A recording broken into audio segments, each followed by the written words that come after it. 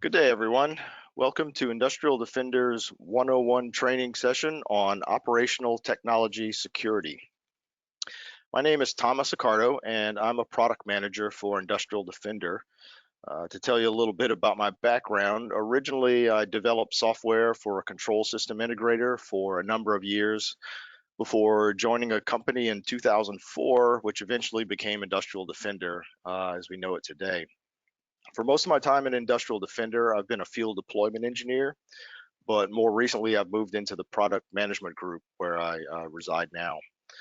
Before I'll begin, I'll point out that everyone in this webinar is muted if you haven't already noticed. So if anyone has a question at any point, just type it into the chat window, into the questions. Well, type it into the questions window, and I'll try to address them as best I can. If you have any questions which aren't covered during the session and I don't get to them, we'll reach out to you afterwards, so no worries.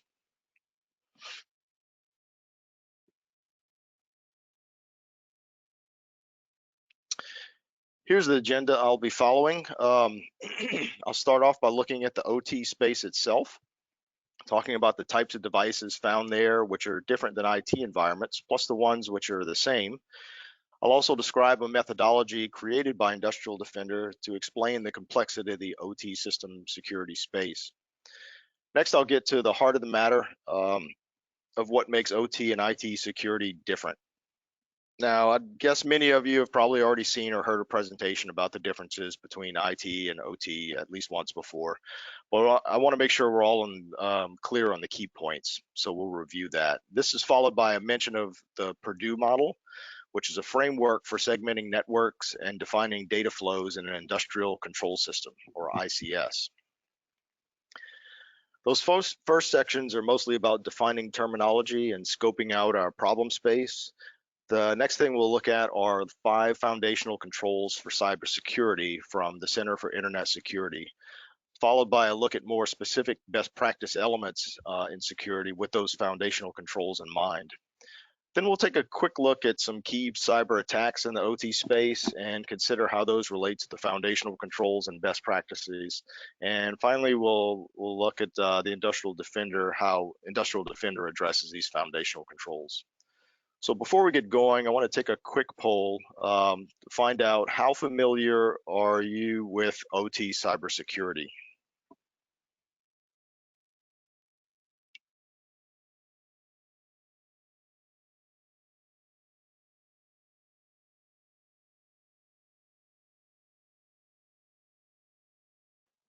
We'll just give that a moment, get a few responses, and then we'll move on.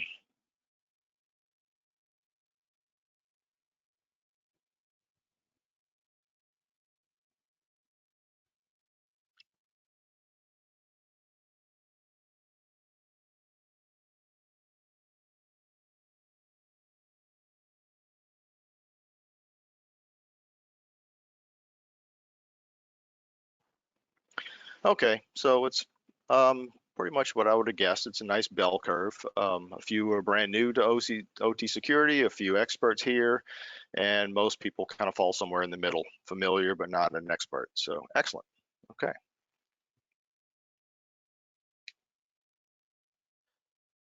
So what types of devices do you see in, pardon me.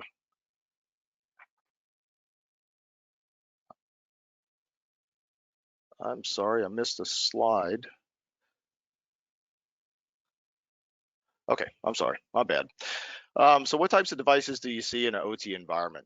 First of all, you see the same devices you would in any IT environment. There's servers and workstations, network equipment like switches and firewalls, there's printers, and even laptops.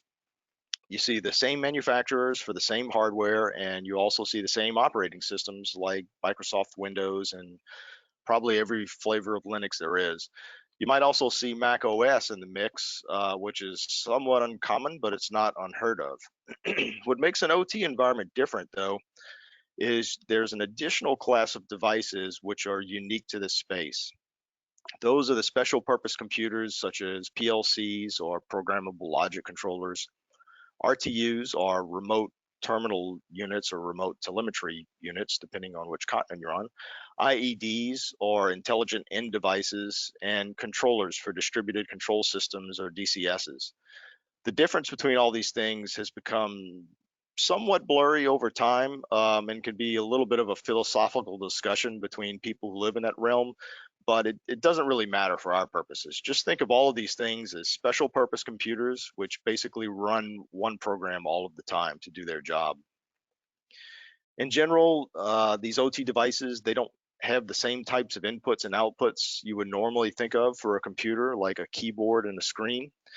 Instead, they might have an Ethernet port, but they might only have a serial port, or they might have a proprietary backplane interface, which means a special cable and protocol specific to the manufacturer.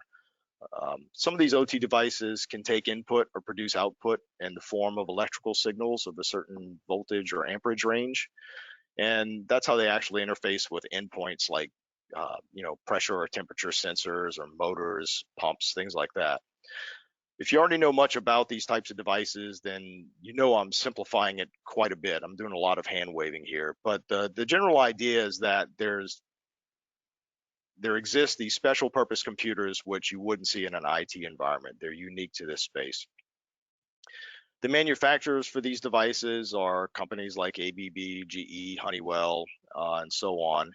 And it's interesting to note that often these companies will rebrand and sell the same IT types of hardware you might see elsewhere. So you might see a server from Dell or a switch from Cisco, but the sticker on the device actually says Emerson or Siemens, because they actually rebranded as their own products.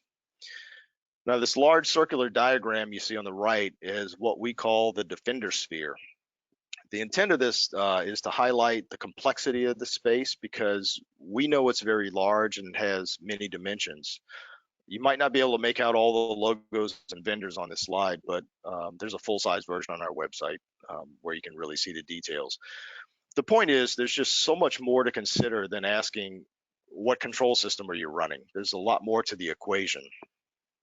Customers have lots of problems to solve, and you can't simply put everything into a single bucket called cybersecurity and throw one product at it and say you're done.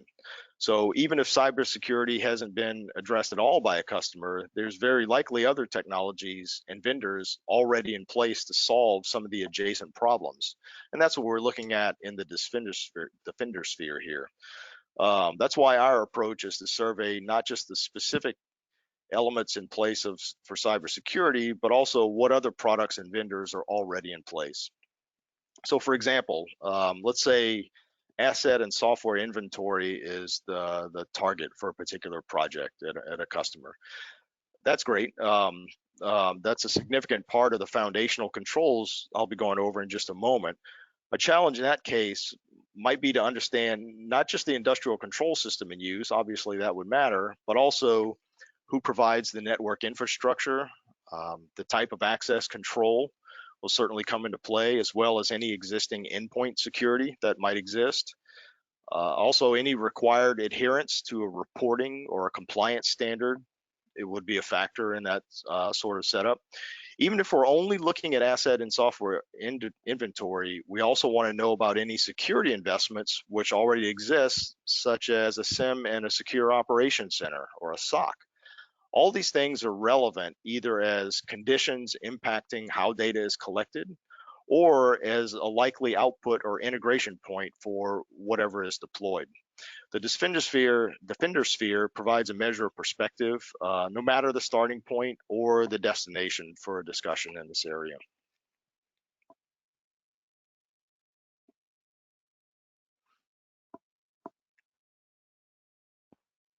So, what does it really matter for a system to be OT or IT? At some level, devices are devices, and the data you want to protect is just data, right? What difference does it make? Well, one difference is in IT systems, most often the overriding concern is confidentiality of data, followed closely by integrity of the system. Availability of the system is also important, but it isn't the driving motivation in system design in the same way as confidentiality and integrity. Classic examples of IT systems are things like email, shared storage, backup systems, internet-facing websites, internal corporate websites. In all these systems, protecting the confidentiality of the data is of paramount importance. It's an obvious characteristic. For example, it wouldn't be acceptable for the contents of the company email server to leak out outside of the company, or even inside of the company for that matter. Hand in hand with that is maintaining the integrity of the data. So, for example, it wouldn't be acceptable if your company's email only reached the intended recipient, say 95% of the time, or if your payroll system only worked 99% of the time, right? 5% loss of email or failing to pay employees 1%, even 1% of the time, could be devastating for a company. On the other hand, having your email system or the payroll system go down for an hour or even a day, it would be disruptive, but it wouldn't be devastating, and it likely would be forgotten as soon as it returns. Shortly after, it would be in the past, and no one would care very much. In OT systems, however, the situation is different. Instead of delivering email or serving up web pages, OT systems deliver functions like implementing the power grid, refining petroleum, running rail systems, and manufacturing cars. They automate things like robots, motors, reactors, and even less obvious but very important systems such as cooling and heating systems for a large facility, say a hospital or a manufacturing facility. The consequence of failures in these areas can include environmental impacts, disruption of supply chains in very large scales, injury of people, and even death. So the stakes are much higher in these OT systems. For this reason, availability is vitally important, followed very closely by system integrity, which is actively and continuously monitored, with confidentiality as a distant third consideration. In IT systems, a cyber incident might first be dealt with by shutting down affected or vulnerable systems, in the interest of protecting data and preserving system integrity while the threat is mitigated.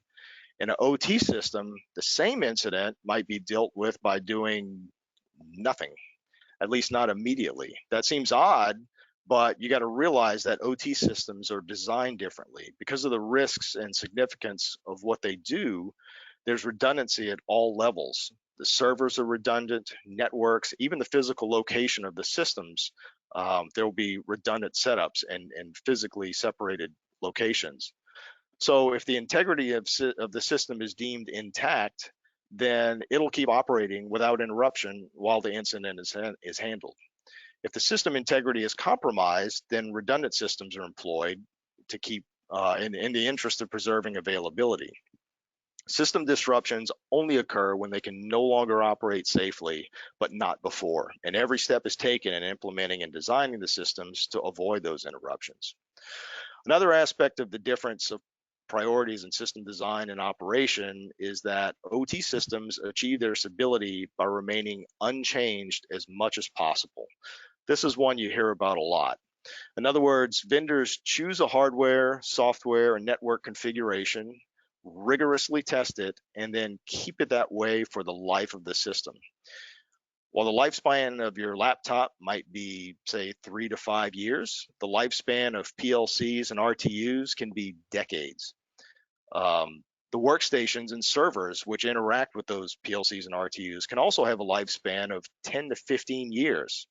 That doesn't mean every component is expected to last that long. They're not making magic Dell servers that can last 15 years. But rather it means that the vendor maintains a stock of those devices so they can be replaced in kind for those periods of time. To put this in perspective, think about a desktop computer you were using in the year 2006, right? Now consider that in an OT environment, if that system fails today, you might see a brand new one of those, of that exact hardware and software come out of the box next week. Right? Even though Microsoft might publicly declare the end of life for a system, a lot of times they have agreements with these large OT system vendors to extend support and availability of patches for much longer than is available to the public. So this pressure is one way to characterize it by vendors to minimize change is one of the fundamental challenges in OT because it often restricts how third parties interact with their systems. Maybe you're allowed to install software on servers in an OT environment, but sometimes you aren't. So solving problems like cybersecurity becomes an exercise in being flexible and nimble to find the best solution possible given the circumstances. In the IT world, the IT group of a company tends to be king, and they dictate how all software and hardware is deployed. In the OT world, the vendor is king. So layering things like cybersecurity on top of a system is a compromise every time. Um, and a final significant difference is the communication layer in OT systems, which is another key component of their stability and the real-time speed they require. OT vendors often shy away from things like encryption and even authentication in the communication that happens at the lower levels, because those things add complexity and they add risk. Instead, what they do is they design with the assumption that the networks where those things exist are well protected and encapsulated, and then they optimize communication for speed and stability. The need for certainty in real-time communication, it makes traditional IT methods like network scans, which are a fairly common and normal thing, those become an unacceptable risk. In other words, you're simply not allowed to flood a network with a lot of traffic to discover all the devices or all the open ports, or to put malformed packets onto the network to validate that nothing breaks, right? In an OT environment, that is very much out of bounds and can't be done. So even at this layer, you have to find other ways to achieve results in a less intrusive manner than the go-to methods you would use in the IT world.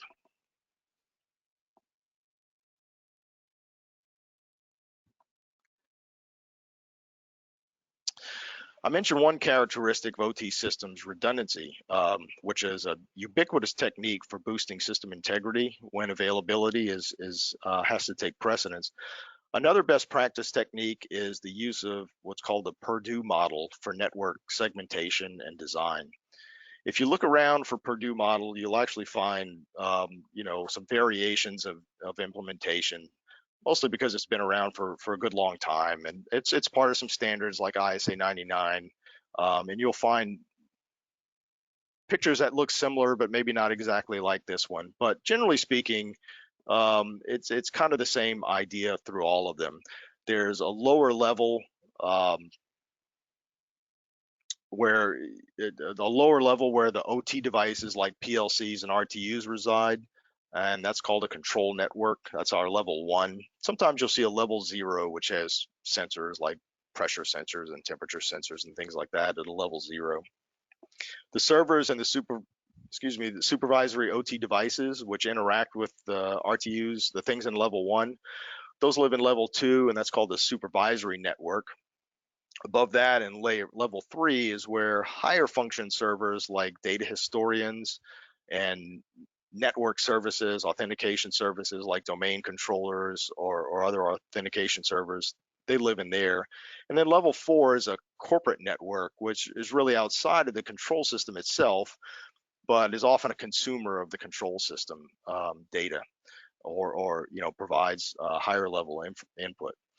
The basis of the segmentation is that the devices in each one of these layers only interact with each other or devices in the layer directly above, but nothing else. That way of segmenting things and managing connections, it does two things. First, strong and simple firewall implementations can separate each layer and provide a tremendous degree of protection from network attacks. Excuse me, I have a cough here. Second, the traffic between the layers becomes very simple and very predictable, which makes analysis and anomaly detection much more effective and much more achievable. I'll point out in recent years, the increase in wireless technologies and plus new smart devices is really bending the Purdue model quite a bit in some ways. You have situations now where smart devices might live in level 1 or even below, and they may perform their function well within the bounds of the traditional Purdue model, but at the same time, they may send diagnostic information wirelessly or by Bluetooth or some other technology. They may send diagnostic information about themselves directly to a level 4 system or even a cloud system for predictive maintenance, maybe, for example. People generally agree that the Purdue model still has value and significance, but it is known that more complex network scenarios and new types of connectivity are necessarily going to exist, and they have to be taken into consideration. So at this point, let's do another poll. I'm wondering how many of you are familiar with the Purdue model?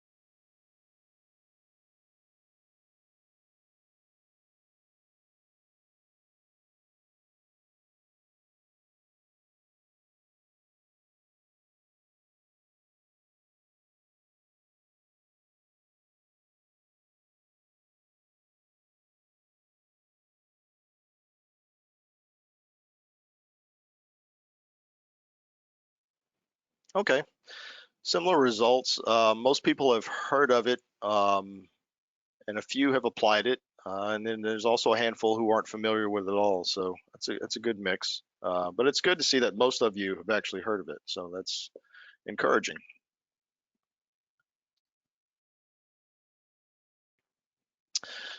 All right. So with that in mind, aside from network architecture, the Center for Internet Security, or the CIS, has defined a series of controls, of which 5 are designated as the foundational controls. And you're going to hear me say that a lot. These 5 foundational controls have been established that cyber risk can be reduced by 85% with an honest implementation of just these 5 controls.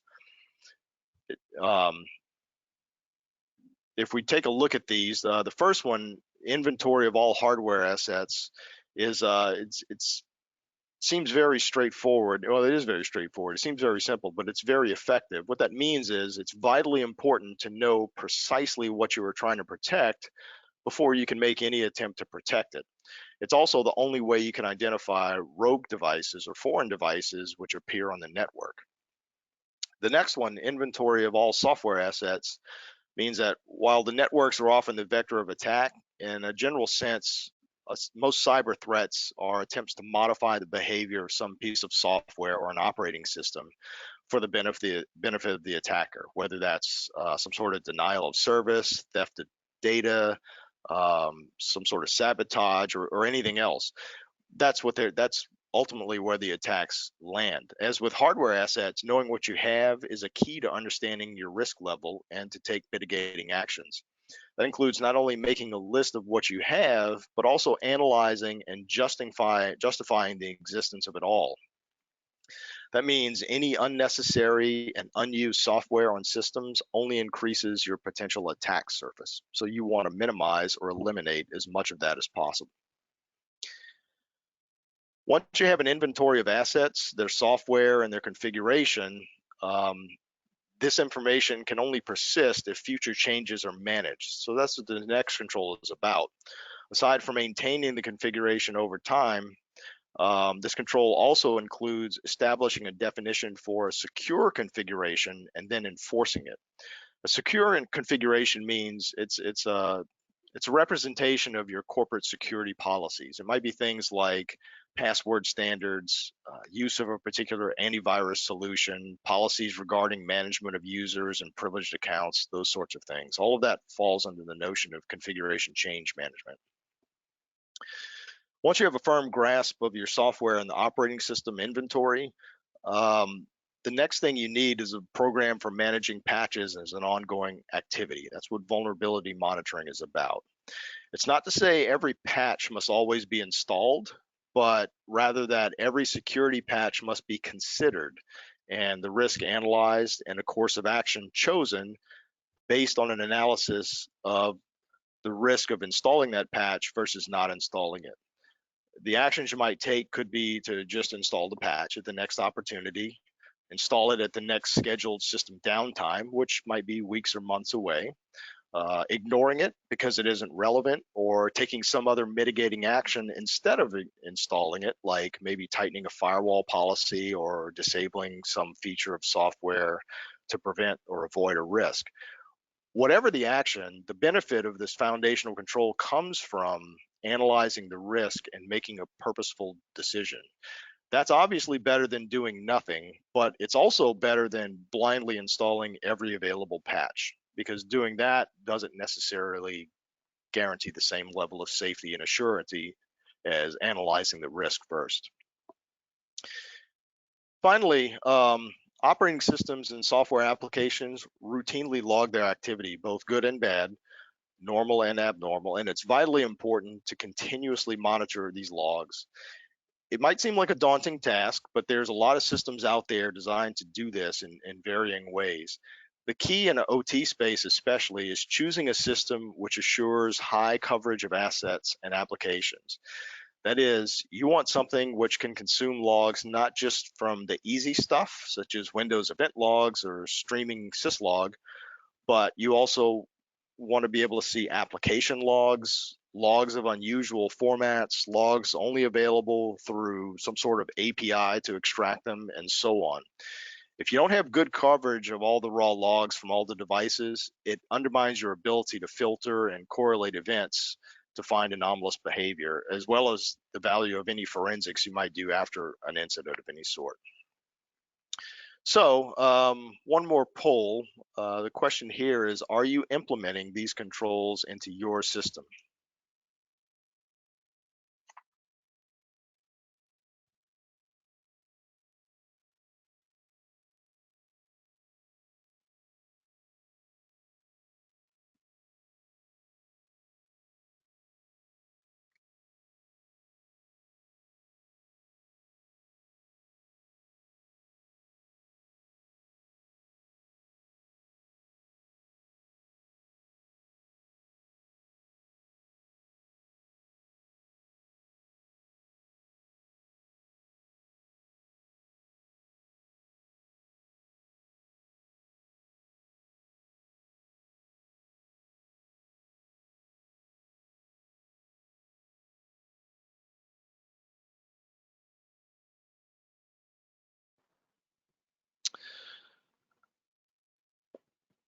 So it looks like about a third of the respondents don't have any of these controls implemented, which is not surprising, although I suspect they probably are in some partial fashion, just not as a complete defined activity. And then, of course, 40% have a few of them implemented, and a small portion have all five, which is fantastic. So actually, 24% have all five controls implemented. So that's really good to hear.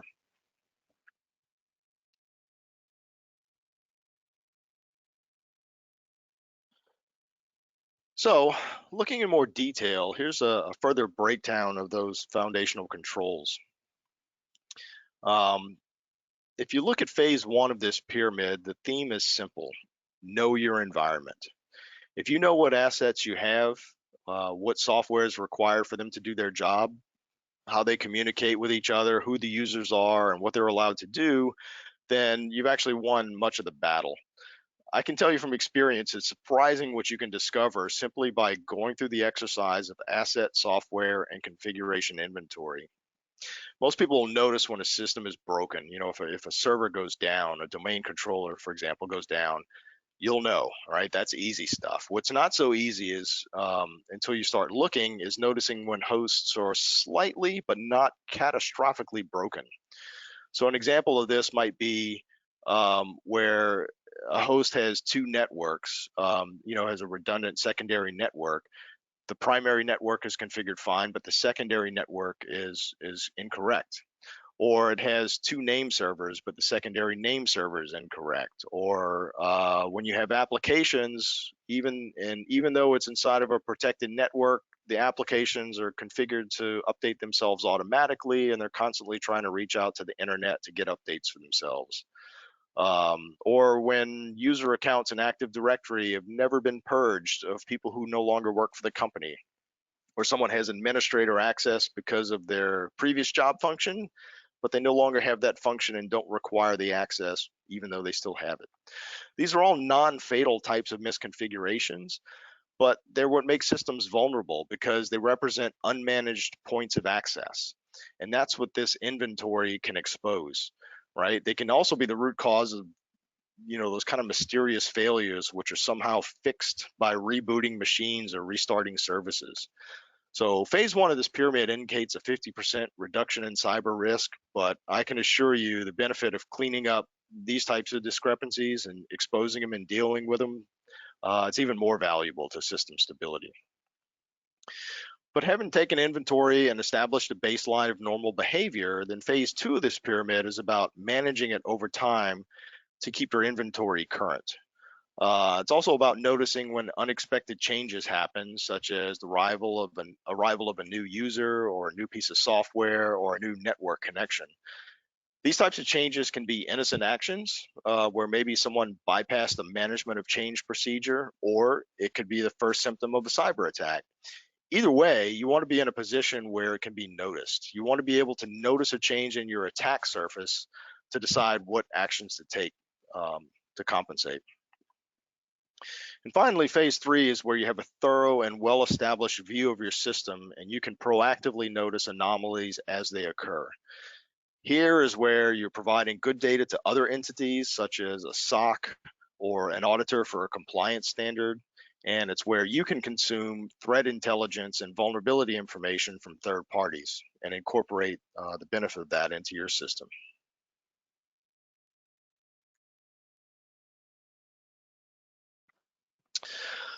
I'm not going to go through all of these, key OT cybersecurity attacks, but I'm fairly certain, at least, many of you have probably heard of some of these just because they were in the news, or some of them were in the news. So these are probably somewhat familiar names. What I will say is this: 30 years ago, most industrial control systems were largely air-gapped.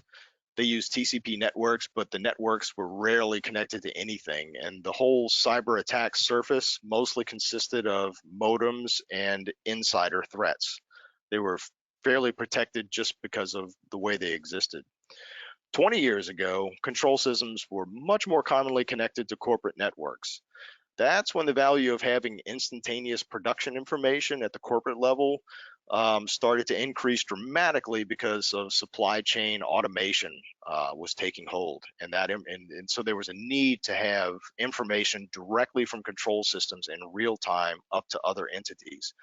People in the know were generally aware of the danger at this point because the control systems were obviously much older technologies compared to the networks where they were now being connected. But connectivity was much more valuable than cyber safety at that point. In other words, cyber safety didn't generate revenue, and it also didn't cause enough problems yet to be significant. So the risk of it wasn't easily quantified, so it couldn't be accounted for in a budget, and it wasn't commonly. 10 years ago, you couldn't play dumb anymore. By this point, everybody was generally aware of the risks and were beginning to apply best practices, but oftentimes it was only by the force of a compliance body. For example, in North America, we have NERC in the power industry, and that was the motivating factor. The threat of fines for non-compliance is what forced a lot of companies to do it, but still, they did it. So, that's great. But by this time, though, the attacks were happening, and there was no denying it. Today, even people on the street have heard of something about solar winds, and they know the Colonial Pipeline caused some sort of shortage of gasoline. Even if they don't know why or exactly what happened, they're generally aware that these things happen. You just commonly see them in regular news, not like special IT or OT, folks, specialized news. You see it on CNN, right? So connectivity of industrial control systems is such now that they're really rarely more than one or two firewalls away from the internet. They're that connected and that intertwined with corporate networks. There's still a gap though. The situation now is folks want to do something, and most usually have done, but maybe they don't know exactly what actions to take when they get past the IT systems down into the OT systems. They may have a fantastic security posture or they may have a terrible one, but they often don't know which one they have with certainty. And that's kind of where we are right now.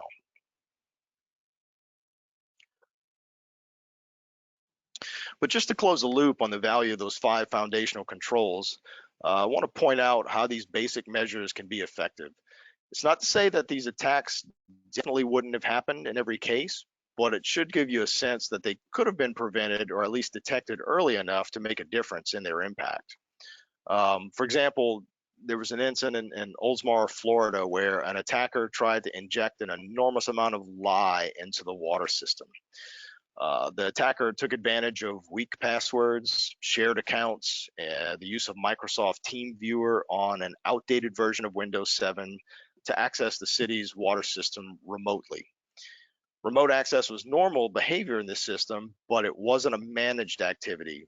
So the fact that it was unauthorized wasn't obvious when it first happened.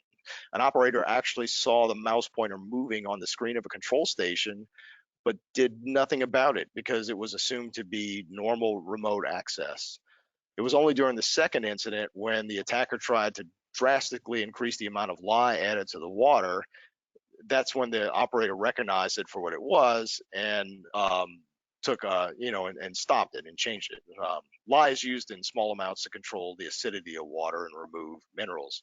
In large amounts, though, it's quite poisonous. But fortunately, the operator saw what was going on and immediately took corrective action, so there was no actual impact. But the point is, bad passwords, outdated software, plus unmanaged remote access, plus a lack of logging and access control almost led to a disaster. Each of these incidents can be analyzed with the benefit of hindsight, but the point is it takes more than just antivirus software and a firewall to establish a good cybersecurity posture. There's a substantial and undeniable value in those 5 foundational controls that I've been talking about.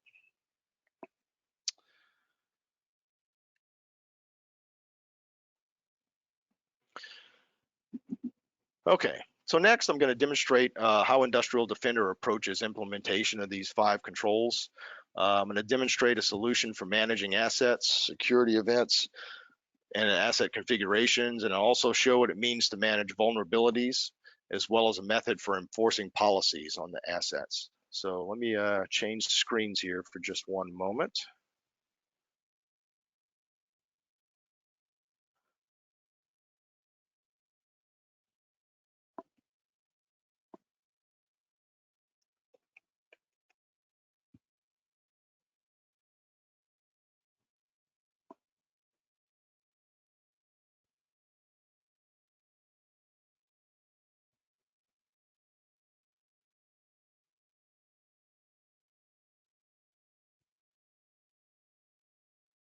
Okay, so what we're looking at here is the Industrial Defender system. And as you can see, there's a number of menus at the top, and I'm not going to make everyone go through all these menus. It's not going to be that kind of demo. I'm going to just stick to some of the important ones for this that are relevant for this talk, and take things more or less following that pyramid of best practices from the earlier slide, starting at the bottom and kind of working upwards. The first view you see here is a dynamic risk dashboard. This is kind of how you enter into the system. We'll look at this more in a moment, but what it's showing is really a real-time view of a whole lot of different risk input factors. In this demo system, we have a lot of assets here which aren't actually connected to live devices, and we also purposely allow them to the configuration of the devices to deviate from the established baselines. It's for the purpose of demonstration. Anyway, the communication status with assets and their conformance to their baselines are 2 very significant elements of risk. So long story short, there's a lot of red on the screen here. That's not how you would normally want a system to look. In a well-managed system, this would mostly be green with maybe a few bits of orange or red to draw your attention to assets which require a remediation of some sort. It's not supposed to be this colorful in real life. In any case, getting back to the best practices pyramid, I'm going to jump over to the provisional assets page. This is where we see several different sensors which are placed in our network detecting assets by a variety of means. This is how assets enter into our system. In an OT system, there's always going to be a mixture of assets. Certainly, there's devices like PLCs and RTUs, plus servers and workstations with traditional operating systems. But another dimension to consider is you also have a level of criticality of devices. So those devices which are most critical to the operation of an OT system, typically those are hands-off. That is, you can't install software or modify their configuration in any way, even for the sake of cybersecurity. In those cases, you have to be flexible in the way you obtain information. So on one end of the spectrum, we have an agent application, which we can install on hosts to locally query software and patches and all the other, and event logs and all the other data we want. But on the other end of the spectrum, we have devices where we're only allowed to passively scan network traffic, decode the activity seen, and deduce as much information about them as we can by observing the traffic. That would definitely include OT devices like PLCs, but it can also include Windows or Linux devices that are highly critical to operations of the control system. In any TCP network, you can always see IP addresses and hardware addresses, but in OT networks, there's a lot of common standard protocols that are often used for communication, so you can glean other bits of data from there as well, like what type of device you have, even firmware versions, and a certain amount of configuration information. The point is, it's important to have more than one tool in your toolbox for monitoring so you can see as much as possible for as many types of devices as possible. So what we have here are the sensors on our network. I'm going to open this one. Let's look at it. So we see a handful of devices here. And based on the traffic that was observed by this device, this is one of our passive monitoring devices. Based on the traffic seen, we can detect a number of different things. We can tell the vendor of the network card, which sometimes is, well, sometimes it's VMware because they're virtual machines, but sometimes it's telling, like we can see a Rockwell device, that's probably a PLC. We can also see other characteristics of the device that you can tell sometimes when it's a version of Windows. You can tell by the ports that are used, maybe what software it's using, if it's using a web server, things like that. So here we see some examples of that.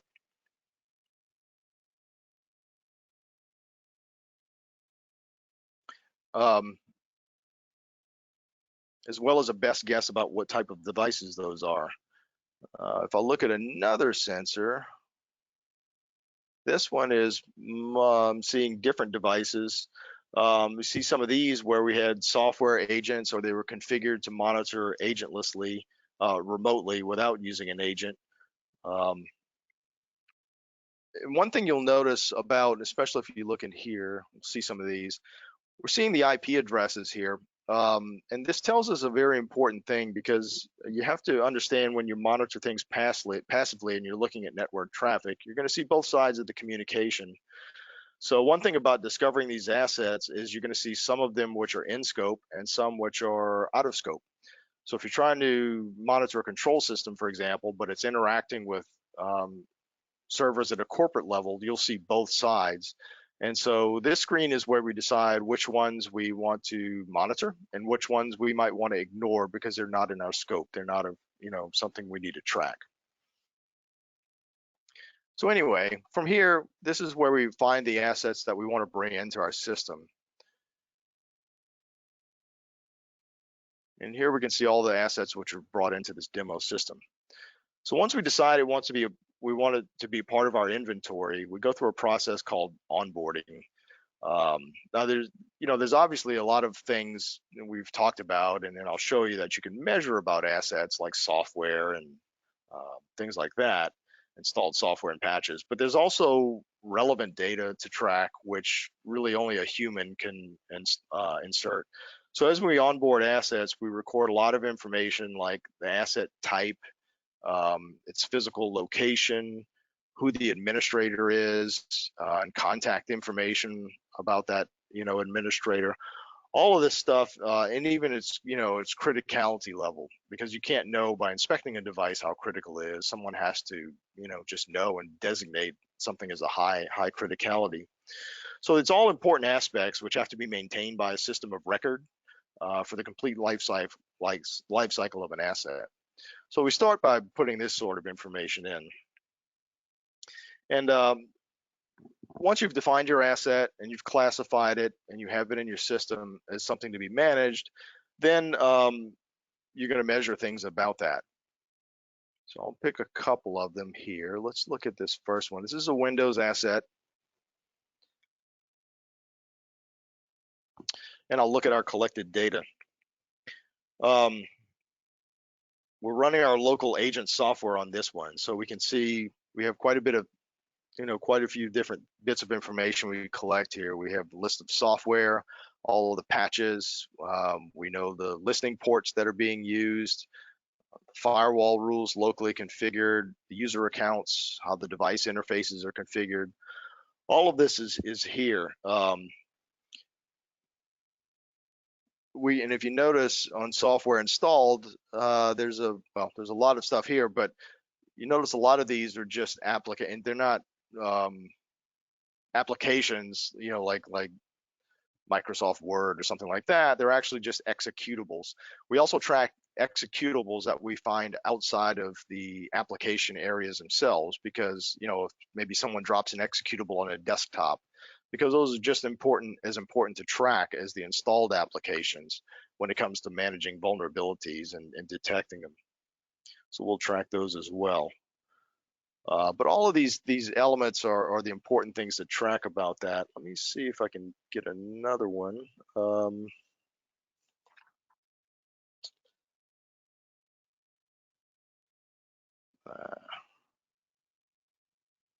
Sorry, I have to move this window around. It's obscuring the buttons I want to get to. I just did it this way.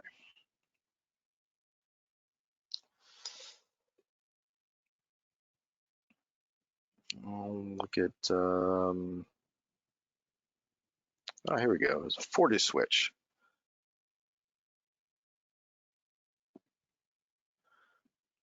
Here's a Fortinet switch. This one doesn't have agents. It's not that type of device. It's a Fortinet switch, and all of this data is gathered by a remote means or an agentless means. So that means we use something like SSH to log into that box, run a bunch of commands, parse the results, and then gather all the same types of information, the details about configuration, the software, which in this case would really just be the firmware of the device. All this information we gather to keep into the collected data, just like all the other one. We can also use, we used SSH for this one, but there's other protocols like Telnet or HTTP or even SNMP to gather all this. Again, it's very important to be flexible and have a lot of tools in your tool chest as far as ways to gather data. All right. So let's go back here and I'll show one more thing. So once we have all of this gathered data, the next step really is to establish a baseline. Now, a baseline for a host is just a representation of its state at a point in time that you've designated as being complete and correct. That means you've gone through all the software, you've checked it all off and said, yep, this is required, it has a purpose and I want it here, and I've removed everything that doesn't belong. I know this host is good. Well, at that point, you kind of take a snapshot of a baseline. And for the most part, a baseline is the same information as the collected data, but you're declaring it to be good, accurate, and complete so that you can compare future collections against it. In other words, you want to know if today's snapshot of data is the same as the previous one, which you designated as a baseline. The baselines do have a few subtle differences. For example, you can, there may be some bits of a baseline that wiggle around a little bit in value, and it's okay if it has a slightly different value from one day to the next. So maybe instead of marking something as required, it might be designated optional or even ignored. Another common difference with baselines is listening ports on a device, like you want to keep track that a device is listening to port 80 or 443 for web servers and notice if that goes away or a new port shows up. But then there's also some applications have, instead of using a single port, they'll use ranges of ports. So we have mechanisms for expressing that as well. So the baselines are mostly the same as the collected data, but with a few other expressive things to account for expected change from one day to the next. So one last look at the assets, and I'll pick one of these. What it looks like is we check for exceptions every day. So if I look at that last asset, I can see what exceptions we have, and this will tell me that it looks like some applications were updated. So we see different version numbers for assets. We see old version numbers going away and new versions showing up. It looks like there were a couple of user account change and some other miscellaneous categories. This is what you want to know from one day to the next about assets. So this is the whole aspect of configuration change management. So switching gears a little bit, let's look at security events, one of the other foundational controls.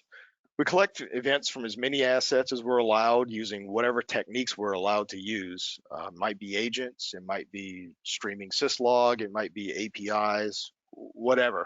But we normalize all those events and put them into one database. Now we do have a search screen to just look at the stream of events. That's fairly boring. The more interesting view is something like this, a dashboard view where you can highlight significant events.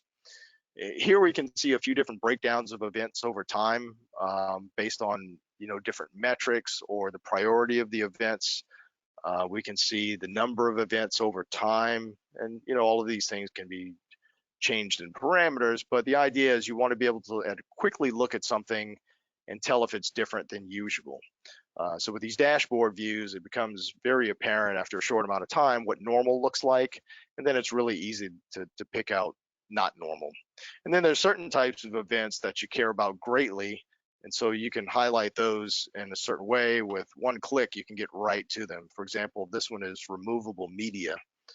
That's a very common threat to any system. In this case, it looks like these events were just VMware. That was probably a virtual machine just starting up. So these are probably normal, but this is where you would see if someone inserted removable media into a server or a workstation, right? So that's a pretty significant potential security threat to look.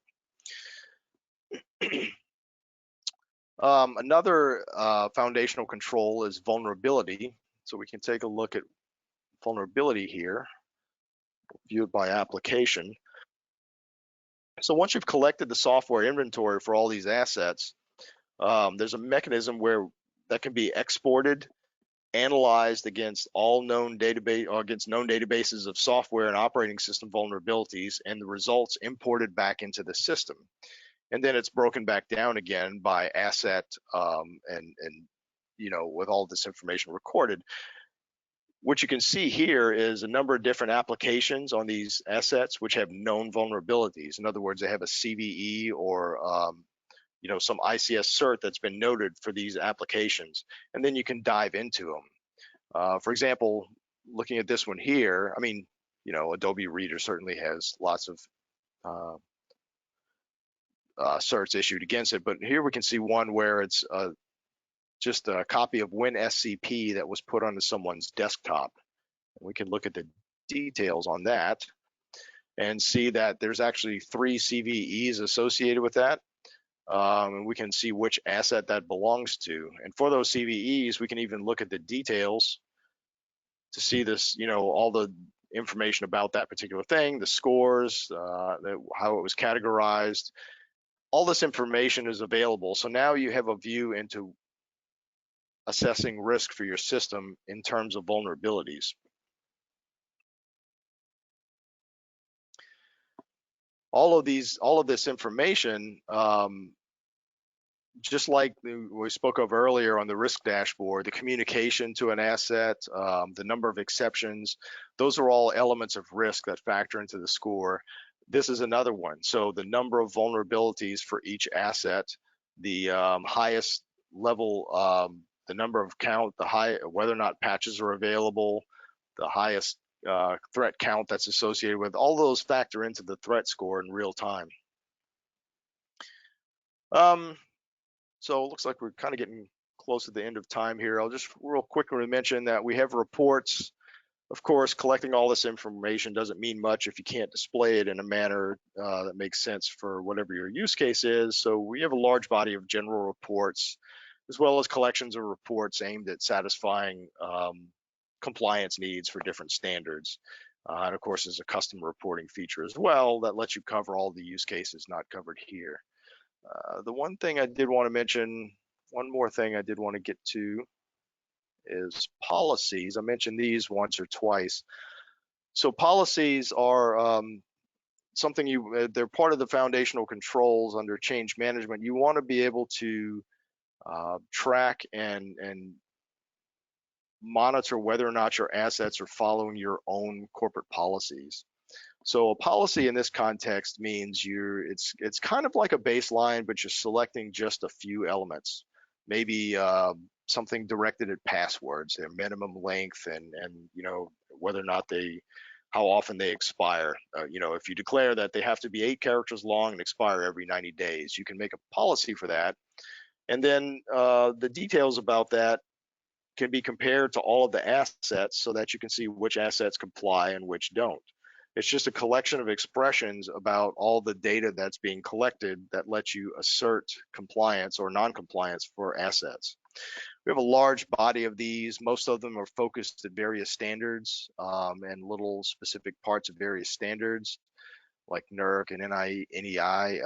You can also, a good use case for this is when you have a CVE that comes out, especially if it's something relevant in the OT space.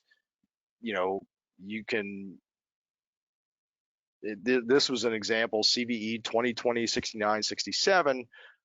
It's something that affected a particular piece of software called RNA Diagnostic Server. And so if you don't know if you have this in your environment, you can make a policy to detect it. So you can look at all of your assets and their collected data to say, well, hey, am I running this application on port 8082? If I am, well, then I can, make sure I install the proper patches on there, or look to see if I do have the proper patches on there. So anyway, this is how Industrial Defender implements those foundational controls of managing assets, managing software inventory. Oops, get back to my other screen here. Managing assets, software inventory, configuration changes, assessing the presence of known vulnerabilities, monitoring logs for security events. I hope I've given you some insight into the differences between OT and IT environments, and I've also convinced you that security in OT environments is still a manageable chore, starting by focusing on these 5 foundational controls. I hope I've also given you some insight into how Industrial Defender achieves this. I don't see any questions in the view at this point. So I guess, and it looks like we're bumping up right at the end of the hour anyway. So I guess I'll wrap it up here and just say thanks to everyone, and I hope you have a great day.